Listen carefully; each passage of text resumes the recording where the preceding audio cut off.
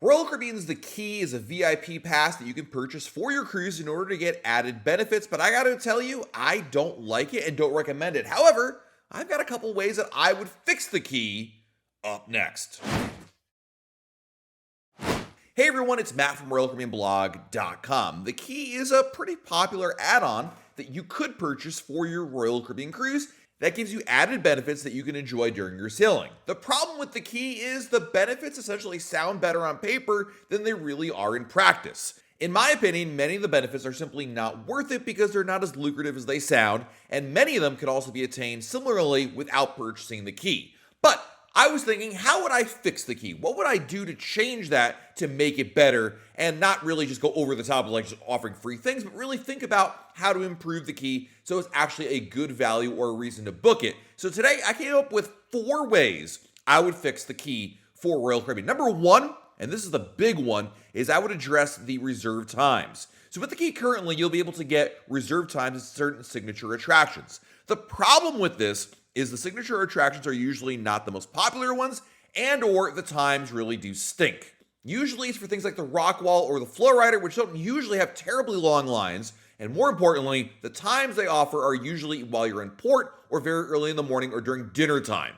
Early in the morning and dinner time are the least popular times for these things anyway, so there's not much of a line to begin with. And on top of that, if you're having to go during dinner time or while you're in port, obviously you have other plans that are going to be happening at that time. So what I would do is I'd just drop this completely, and I would add 1 hour every day for key guests at the water slides or ice skating. First and foremost, I don't think the Flow Rider or the Rock Wall really need it. Second of all, I think the water slides and ice skating are the 2 most popular things you can do on a Royal Caribbean cruise. Not all Royal Caribbean cruise ships obviously have these items, but we're going to go with that at least for the time being.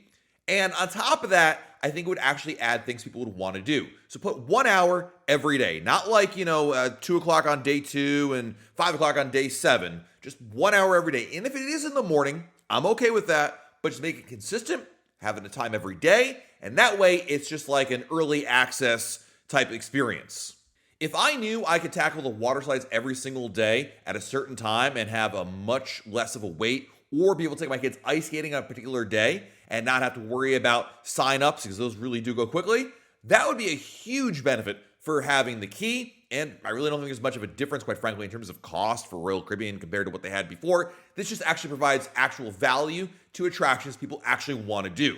Number 2 change I would make to The Key is I would change the reserve time for seating. So currently, when you have The Key, they want you to show up 45 minutes before the show time in order to get your reserved seats. There's 2 problems with this. First of all, I don't think the reserve seats are that great to begin with in terms of location, but more importantly, 45 minutes beforehand, that's not really an added benefit. I think what they should do is hold that seating for the Key guests up to like 5 minutes before the show time. I really don't see a reason why not to. I mean, if you're going to offer a service that people are paying for as opposed to other guests who are simply coming in to see the show for free, I feel like there's a good reason to provide Key guests way more time to be able to enjoy that.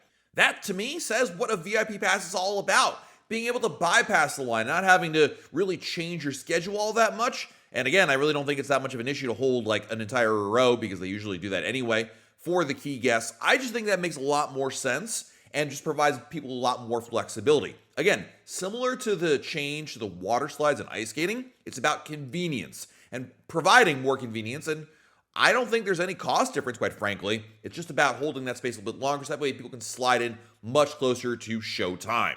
The third change I would make to the Key is to raise the age requirement. Currently, if you're 6 years old or above in the cabin, you need to get the Key for everyone involved. And for adults and teenagers, this makes a lot of sense. But for like younger kids, I'm really not sure. First of all, if you have kids under the age of, I'm going to say 10 at the very least, if not under 13, do you really need the internet package, which is one of the most lucrative benefits of the Key for those people? Now, obviously, if your kid's listening to this, and my daughter was listening to this, who's 9, she was like, yes, of course I need the internet, Dad. But the reality is you really don't need that for the kids. So most of the benefits of the Key really do benefit adults primarily, and kids are tangentially benefited from it because they're simply along for the ride in a lot of cases. Now, I strongly suspect part of the reason why they want to have the Key charge for kids who are 6 and above is because, of course, to make money on that, and I kind of understand that. But that really makes the cost of the Key for a family, especially if you have kids, and many kids, like family of 4 or 5 or 6, extremely expensive. And it makes me, at least, rethink the whole thing.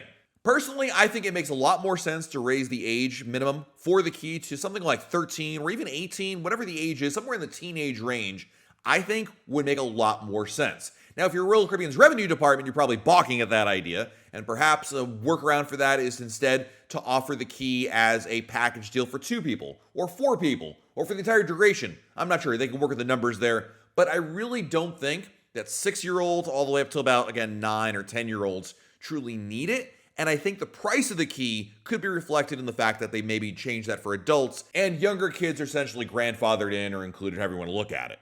And the last change I would make to the key is to add laundry service. Now, I'm gonna be realistic with all of you. Adding laundry service, something where you have like a free bag of laundry you can do during your cruise, would be great for guests, but there is an added cost to that. Like other things I talked about here, especially the first 2 items, were things that I don't think really cost Royal Caribbean anything. However, to add laundry service does cost money. So if Royal Caribbean's not feeling very generous, and I don't think they are with this, I'm going to say something a little controversial. I'm going to say drop the lunch that you get on embarkation day in exchange for laundry service. Now, some of you are yelling at your videos right now. Go with me on this one. The lunch that you get on embarkation day, which is the chops grill type food there, is lovely. And it's a great way to start your cruise. I get that. And I'm all for filet to start my cruise. The problem with it is that it's a one-day thing, and it's a very limited option. I think laundry is more lucrative, more useful, more practical for a cruise vacation, not to mention the fact that there are places that are included in your cruise to enjoy lunch. I'm not trying to be a chops hater at all. I just think practically, if you had the choice of a free lunch or free laundry for everybody on the cruise, I think the free laundry wins, especially considering that on embarkation day, when you're getting on board the ship and your cruise is finally here, you've got so much excitement built up, you want to do things and explore. And sitting down for a 60 or 90-minute lunch is not the way that I like to start my vacations. I just have too much energy. I just want to be able to get out there and do things. Not to mention the fact, if you come in late, like maybe you have a later arrival time because your flight is later or your travel plans, whatever the case may be, you're going to miss out on that. But the laundry service can be really helpful. Being able to do laundry during your cruise is such a great luxury because inevitably, especially during the summer months, you're going to sweat through your clothes quite a bit. This is especially true when you go on shore excursions, you obviously go to the beach. We just seem to generate a lot more dirty clothing on a cruise. And whether or not I want to do laundry in order to reuse clothing on my cruise or come home with less dirty clothing, I think that's a significantly better value and better option for guests out there. So that's why I'm going with a little bit of one I think is going to get me a lot of flack back, quite frankly, but that is to drop the lunch and add laundry service. Again, a bag per person that has the key, I think that makes a lot of sense. Now, whether or not these changes actually ever happen, I doubt it, but I think the problem I have with the key is a lot of the benefits just simply sound better on paper than they really are. What I mean by that is when you're looking at the key as it is today, and you look at all the benefits there, they sound really lucrative, but in practice, they just don't work as well as you possibly think. And more importantly, a lot of them you can get on your own. Getting a chops grill lunch, you can book on your own. The internet package, you can book on your own, especially during a sale.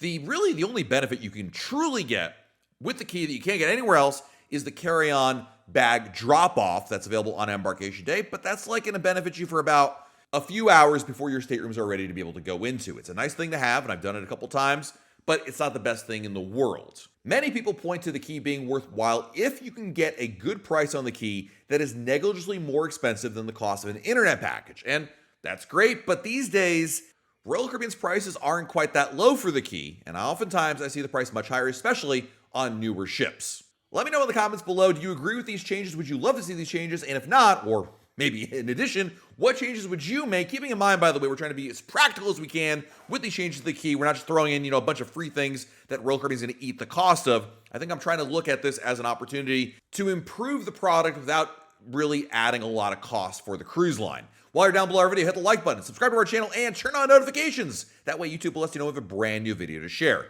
This has been Matt from RoyalCaribbeanBlog.com, and we'll talk again real soon.